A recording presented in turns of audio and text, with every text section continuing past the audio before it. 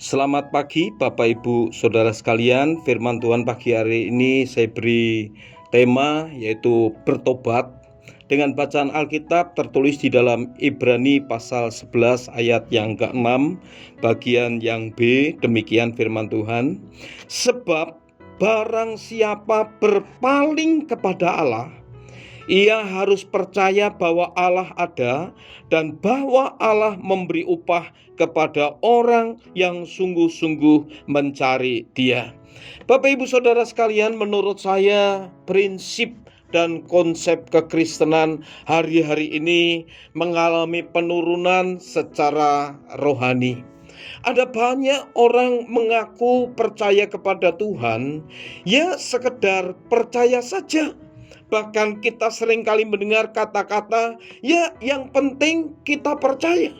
Lah sebenarnya Bapak Ibu Saudara, saat kita percaya kepada Tuhan, yang disebut dengan beriman, beriman itu bukan beriman secara pasif, tetapi beriman secara aktif. Nah Bapak Ibu Saudara, tadi saya katakan kekristenan mengalami penurunan. Kenapa? Karena ada banyak orang mengaku percaya kepada Tuhan, tetapi dosa itu jalan terus.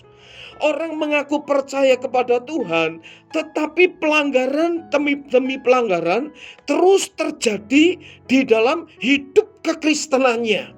Lah Bapak Ibu Saudara sekalian, saat kita percaya, mestinya kita stop dengan dosa. Apalagi kita gereja yang beraliran karismatik, Bapak Ibu Saudara, atau Pantekosta yang percaya dengan adanya Roh Kudus. Bapak Ibu Saudara tahu Roh Kudus diberikan bukan sekedar supaya kita bisa berkata-kata dengan bahasa-bahasa baru, kita supaya bisa berglosolali.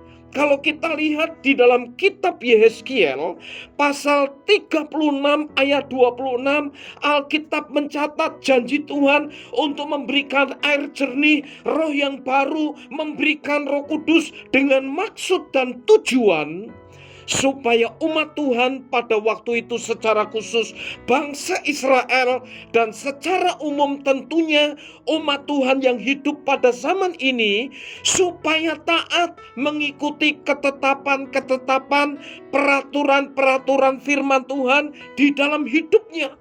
Tetapi kalau kita lihat faktanya yang terjadi di dalam kehidupan umat Tuhan, bahkan gereja Tuhan, Bapak Ibu Saudara sekalian, banyak orang mengaku dan berkata percaya, tetapi dosa selalu beriringan. Lah, di dalam surat Ibrani ini jelas dikatakan, barang siapa berpaling kepada Allah, ia harus percaya bahwa Allah ada. Jadi Bapak Ibu Saudara, saat kita percaya kepada Tuhan, mestinya hidup kita itu berpaling kepada Allah. Kalau dulu kita ini menghadap kepada dosa, bahasa teologi Paulus dikatakan kita ini jadi hamba dosa, tunduk di bawah dosa. Kita menghadap berhadap-hadapan dengan dosa untuk taat di dalamnya. Setelah kita percaya, mestinya kita ini menghadap kepada Allah dan kita ini membelakangi dosa. Kita menghadap kepada Tuhan untuk tunduk di bawah otoritas Tuhan.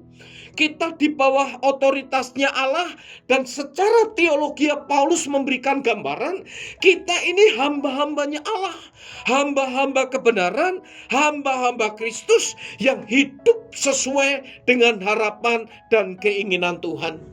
Jelas di dalam Ibrani ini pasal 11 ayat yang ke-6 bagian B dikatakan, sebab barang siapa, ini tidak mengacu kepada korporat, kepada komunitas, kepada kelompok, tetapi setiap pribadi lepas pribadi, orang yang percaya kepada Allah, dia harus percaya kepada Allah dan percaya kepada Tuhan dengan sungguh-sungguh, maka hidupnya harus berpaling kepada Tuhan, artinya berhadap-hadapan dengan Tuhan. Untuk apa? Untuk berani berkata, yes Pak, siap Tuhan. Kita ini seperti seorang tentara yang diperintahkan oleh komandan.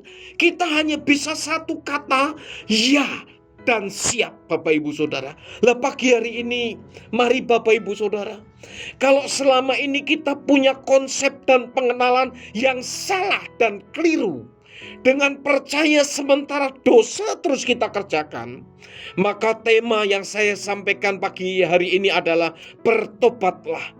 Seperti pernyataan dan pesan Tuhan di dalam pelayanannya selama 3,5 tahun, cuman berkata bertobatlah sebab kerajaan Allah sudah dekat, bertobatlah, bertobatlah, dan bertobatlah. Kenapa? Yang pertama, karena bangsa Israel, mereka sekalipun umat kepunyaan Tuhan, tidak hidup dalam pertobatan. Yang kedua, ahli Taurat, orang-orang Farisi, yang mestinya mereka itu hamba-hamba Tuhan, utusan-utusan Tuhan, mestinya memberikan keteladanan, memberikan contoh untuk hidup dalam pertobatan. Tapi faktanya itu tidak terjadi. Dan pagi hari ini Tuhan ingin mengingatkan kepada kita melalui kebenaran firman Tuhan ini. Mari tidak sekedar kita berkata Tuhan saya percaya, tapi saat kita berani berkata saya percaya, kiranya kepercayaan itu menjadi iman yang aktif untuk kita mau belajar hidup sesuai dengan harapan dan keinginan Tuhan di dalam hidup ini. Amin. Mari kita berdoa. Terima kasih, kami bersyukur buat kebenaran firman-Mu pagi hari ini yang menegur kami, mengingatkan kepada kami. Mari berikan kami hati yang taat Tuhan. Mari kami tidak sekedar menyatakan sebagai hamba-hamba Tuhan, tapi benar-benar kami menghambakan hidup dan diri kami kepada Tuhan untuk belajar mentaati setiap peraturan, ketetapan dan firman-Mu bagi kami dan di dalam hidup ini. Dalam nama Yesus kami berdoa. Haleluya. Amin.